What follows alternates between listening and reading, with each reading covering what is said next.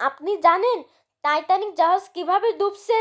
প্রথমে 10ই এপ্রিল 1912 সালে টাইটানিক জাহাজ লন্ডন যুক্তরাজ্যের বা ইংল্যান্ডের লন্ডন থেকে যুক্তরাষ্ট্রের বা আমেরিকার নিউ ইয়র্কে এটা পৌঁছানোর ছিল। তারপর এটা 10 এপ্রিল প্রথম ফার্স্ট 2 ডেজ বা প্রথম 2 দিন এটা নর্মাল এই ছিল। তারপর তৃতীয় নাম্বার দিনে একটা সিগন্যাল বা অ্যালার্ট আছে, সেই অ্যালার্টটাই করে অ্যালার্ট আসছে।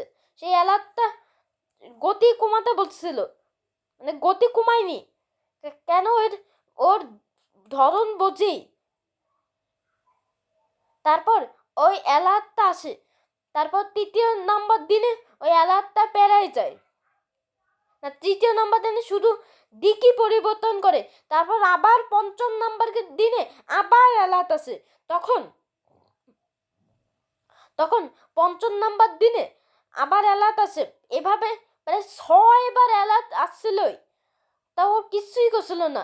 তারপর আইস বাদেশে যেতে ধাক্কা লাগে, এর কারণ কি এটা কেউ জানতো না, এটা কেউ উড়াই দিতে পারবে না, এটা কেউ এটা ভাঙবেই না।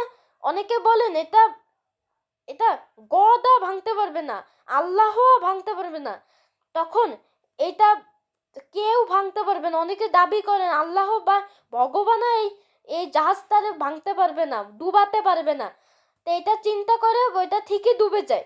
তাহলে এভাবেই টাইটানিক জাহাজটা ডুবে যায়। তাহলে আর সেই ডুবানোর পানিটা এখন 3800 মিটার নিচে আছে। এই এই এই ইয়ানেয়া ভিডিও আছে কি, এই যে পানি মারিয়ানা ট্রেন্স পানি গভীরে গিয়েছে এই নেওয়া ভিডিও আছে। তাহলে আজকের ভিডিওটা এ পর্যন্ত। ও তার আগে একটা কথা বলিনি, আমার চ্যানেল জানসেন সায়েন্স সাবস্ক্রাইব করে রাখেন ও একটা লাইক করে নেন। তাহলে আজকের ভিডিও এ পর্যন্ত, পরে আবার দেখা হবে।